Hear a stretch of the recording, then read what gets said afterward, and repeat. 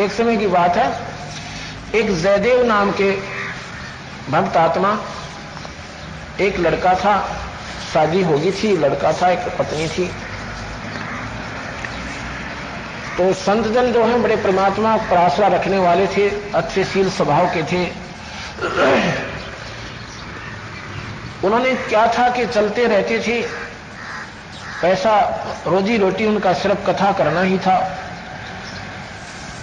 किसी गांव में बैठ के, शहर में बैठ के कथा करते थे, लोग उनको जैसा भी पैसा वैसा दे देते थे, उसके आधार पर अपने बच्चों का पालन पोषण करते थे। एक दिन वो किसी शहर के बाहर जाके बैठ जाते, किसी धर्मशाला में बैठ जाते और सत्संग शुरू कर देते हैं, अपने विचार भक्तों को बताना शुरू करते हैं, अच्छी विचार देते हैं, उसकी चर्चा राजा तक पहुंच जाती है। राजा बड़े धार्मिक थे,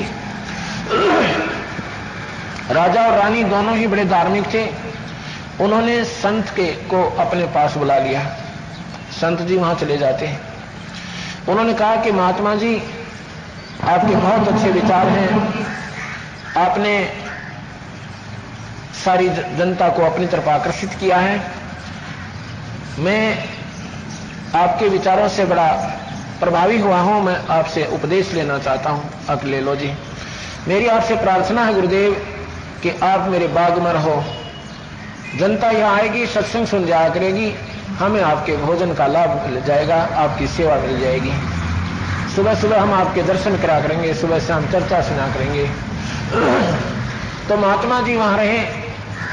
1 वर्ष के बाद वो चलने लगे तो राजा ने घना धन दे दिया कि आप अपने स्वदेश जा रहे हो, अपने बच्चों के पास, ये पैसे ले जाओ, कुछ असरफी दी, सोना दिया, मोहरें दी, और बच्चों को 1 वर्ष का 2 वर्ष का सामान दे करके और वापस आ जाना, जल्दी आना गुरुदेव। अब उसने अपना पैसे की बांध के गठड़ी और चल पड़े। जब वो राजा के वहां से चले तो वहां ठगों ने पता लग गया कि राजा के यहां से कथा करके कोई ब्राह्मण या विद्वान पुरुष आए हैं, साधु आए हैं। तो राजा विदा करता, धन बहुत देता है, वो ठग उसके पीछे पीछे लग लिए। उनसे कहते हैं भैया कहां जाएगा, क्योंकि भक्त आत्मा साफ आत्मा के होते हैं। कहने लगे जी मैं जाऊंगा फलाना शहर में। उन्होंने कहा हम भी उधर ही जा रहे हैं।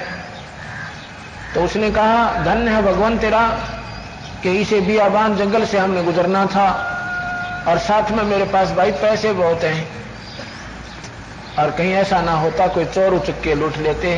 धन्य है मालिक तेरा, धन्य है तेरा। देख 2 साथी और भेज दिए।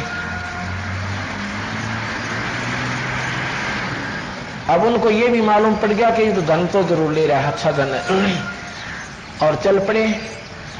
रास्ते में जाकर के कहते हैं कि ये पैसे हमें दे दो। वो कहता नहीं भाई, ये तो मेरी 1 साल की मेहनत है, मेरे बच्चे भूखे हैं, मैं अपने बच्चों को देकर आऊंगा, आप इनमें से कुछ ले लो। अगर नहीं, सारा छीन लिया। दूसरा कहने लगा कि ये राजा का आदमी है, राजा को बताएगा, हमें ढूंढ कर कुल्लू में पीट देंगे, हमें मरवा देगा। कहते इसका ऐसा काम करते हैं, ये मरे ना जीवे। दोनों हाथ काट दिए और कुएं में डाल दिया, कूप में डाल दिया कि मर जाएगा, खत्म हो जाएगा उस कुएं। और वहां आसपास कोई आदमी नहीं, यहां कोई आएगा नहीं इसको निकालने वाला, चिल्ला चिल्ला कर मरेगा, तैरिए सकता नहीं। वो चले जाते हैं डालकर। इतने में वो मालिक की कृपा होती है कि वहां बंजारे आ जाते हैं। वहां उन्होंने अपना पड़ाव डाल लिया कुएं का आसरा देख के, और भेजा कि 2-4 व्यक्ति जाओ पानी भर लाओ अपने कबीले खातिर पानी, क्योंकि खाना बनाने के लिए लाइन लगी पानी लाने वालों की। जब वो वहां पहुंची तो उन्होंने वो बाल्टी, वो डोल नीचे डाला पानी में, बकेट जो पानी लेने के लिए रस्से से बांध के। तो जो ही उसने उसमें डाला तो उसने दोनों हाथों को उस बाल्टी में फंसा दिया। तो जल्दी ही आ चुके थे। जब उन्होंने निकालना चाहा तो उसमें बहुत भारीपन लगा कि ये क्या, कहां अड़गी बाल्टी। 4-5 ने लग के ऊपर ने खींचा तो वो साथ ही आ रहा है। उन्हें कहा तुम कौन है? कि अभी कुछ नहीं, मैं ऐसे ही कुएं में गिर गया था। बाहर निकाला कि तेरे हाथ कहाँ गए? मुझे नहीं मालूम क्या हुआ, किसने क्या किया कि पता नहीं, कुछ नहीं कहा उसने। वो अपने नायक के पास ले आए, अपने मालिक के पास ले आए। बहुत अच्छे वैद्य रखते थे साथ में बंजारे। बंजारा किसे कहते हैं? व्यापारी लोग। पहले ट्रांसपोर्टेशन जैसे आजकल ट्रकों से होती है, मालगाड़ियों से होती है, उसमें बैलों के माध्यम से करते थे। बैलगाड़ी भी नहीं थी, क्योंकि ऐसे उबड़ खाबड़ रास्तों में से जाना गुजरना होता था, तो बैलों के ऊपर जैसे गधों पर गोंद रखते हैं, बोरे रखते हैं, ऐसे बैलों के ऊपर बड़े बड़े बोरे रखा थे। तगड़े तगड़े बैल रखा करते, 5-5, 6-6 मन, 8-8 मन वजन को उठा लेते अपनी कमर पे, और उसमें खांड, जो भी उस समय का गुड़, चावल, चीनी जो भी थी वो ले जाते थे। तो वहां उन्होंने जब रोका तो साथ में वैद्य बुलाया उस मालिक ने तुरंत कि इसके औषध लगाओ, इसकी पट्टी करो। ऐसी अच्छी दवाई थी कि चीस भी बंद और उसका खून भी बंद है। तो उन्होंने अपना खाना बनाया, जयदेव से कहा खाना खाओ कि भूख नहीं है मुझे, अब खाओ खाना। जैसा भी उसने कहा, जी रोटी जिसी खाई खाई। फिर कहता है कि कहां जाएगा? कि मुझे ये सामने वाले नगर में छोड़ देना। वापस ही उस राजा के घर पे आ जाते। जब राजा ने सुना कि संत वापस आ गए, और सेवकों ने बताया उसके नौकरों ने कि उनके दोनों हाथ कटे हुए, तो जी राजा और रानी दोनों भाग कर दौड़ कर आते हैं। कहने लगे गुरुदेव ये क्या हुआ आपको? कहने लगे कि मेरा भाग्य हुआ, मेरा कर्म हुआ, कुछ नहीं हुआ। वो कहते हैं, राजा कहता है कि मुझे बता दो गुरुदेव एक बार, उन नीचों को अभी पकड़ के किसने क्या किया आपके साथ? आपके सामने उनको सूली तोड़वा दूंगा। नहीं राजा, ये हमारा काम नहीं है, ये सूली साली तोड़ना भगवान जाने, वो जाने, उनका काम जाने, मेरे को किसी ने कुछ नहीं किया और ना मुझे मालूम मेरे साथ हुआ क्या। अब देखो फिर आगे क्या होता है। राजा इतना सियाने थे कि पैसे भी छीने होंगे, उन नीचों ने पैसे के चक्कर में इस महापुरुष को मारना भी चाहा होगा। तो उसने, राजा ने उनके घर पर पैसे भिजवा दिए, उस संत के घर पर इतने भिजवा दिए कि सारी उम्र उन पर खत्म ना हो। और महापुरुष को बता दिया कि ऐसे ऐसे महाराज जी चिंता ना करिए, बच्चों के पास सारी व्यवस्था हमने करवा दी। वो 12 वर्ष वही रहे, घर नहीं गए। फिर घर यूं नहीं गए कि अगर मेरी पत्नी मेरी हालत देखेगी तो हो सकता है ना मेरा के बीतता उसके ऊपर है। 12 वर्ष वहीं रहे। उसके बाद क्या होता है कि एक दुर्भिक्ष पड़े, 3 अकाल पड़ गए लगातार, और जो वो राक्षस लोग जो मारकर उस महापुरुष के हाथ काट कर पैसे ले गए थे, उनका जो धन था वो समाप्त हुआ। उसके बाद उन्होंने सोचा कि जो महापुरुष, जो राजा है वो बहुत धार्मिक है, संतों का आदर करता है। उनने भी अपनी 2-4 गीता के श्लोक घोट लिए, रामायण महाभारत सब ने बेरा सहे, ये कथा सब सुनी रहे हैं, सबने ज्ञान है।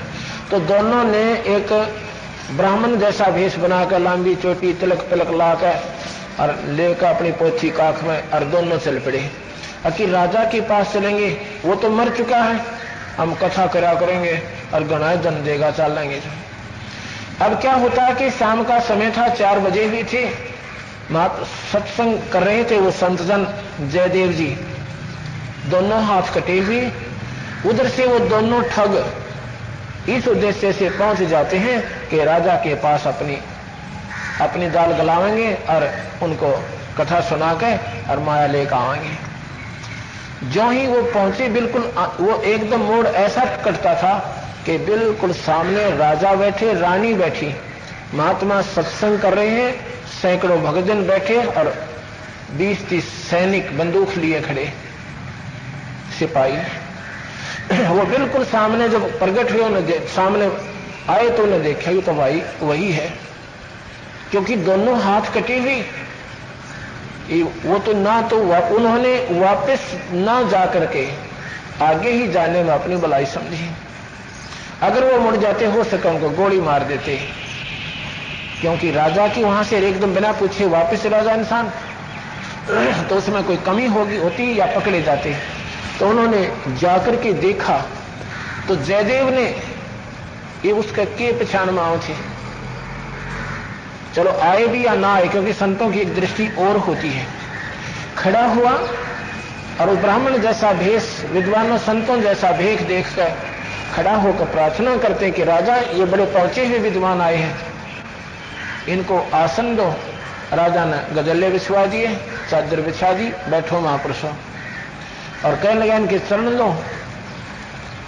दोनों राजा और रानी ने उनके चरण छुए और 1 वर्ष तक रखे, वहां पर जिक्र भी नहीं होने। उनने सोचा कि तुम पहचान में कौन आए।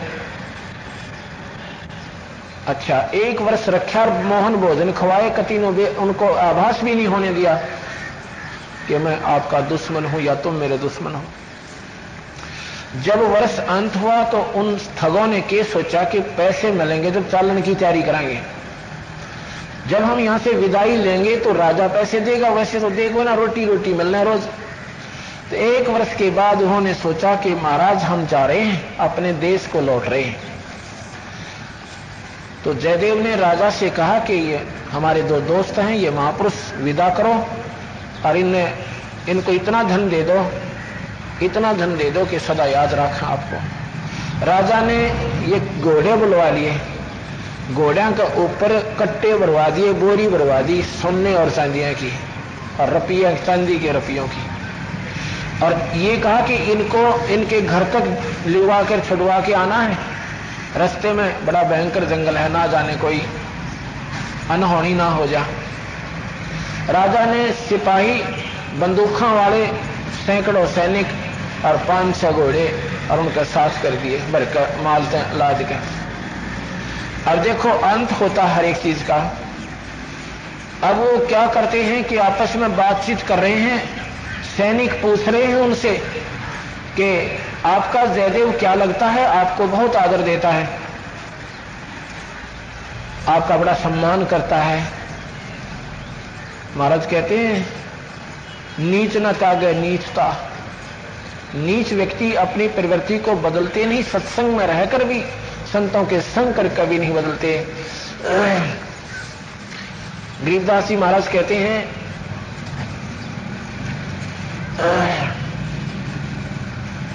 चंदन बन में रंग ला दे, एक बांस बिटंबी नासी जय,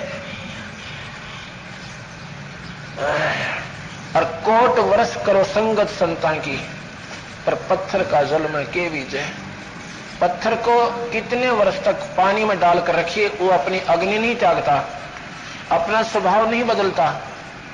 इसी प्रकार कहते हैं कि चंदन वन में रंग ला दे, चंदन का पेड़ दूसरे आसपास के पेड़ों को भी चंदन बना देता है, अपनी कंटिन्यूस स्मेल छोड़कर, गुड स्मेल छोड़कर, अपनी लगातार सुगंध छोड़कर।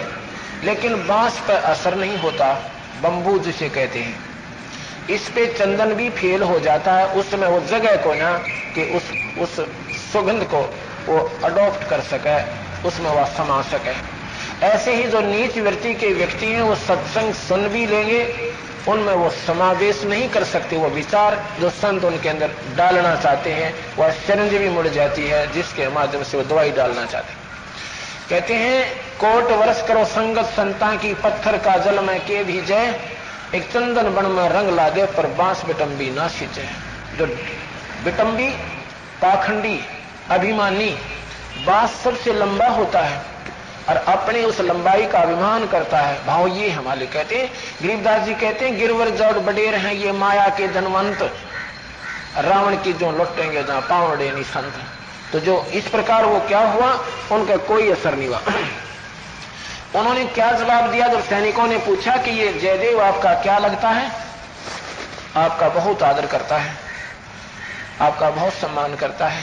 तो वो क्या बोले कि करे क्यों नहीं, हमारा इसके ऊपर बहुत बड़ा एहसान है। वो क्या है जी, एक बार हम एक राजा के यहां रहते थे, ये इसने ना रानी के साथ खोटा कर्म कर दिया। राजा तो इसको जान से मरवा रहा था, चौड़े में सूली तुड़वा रहा था।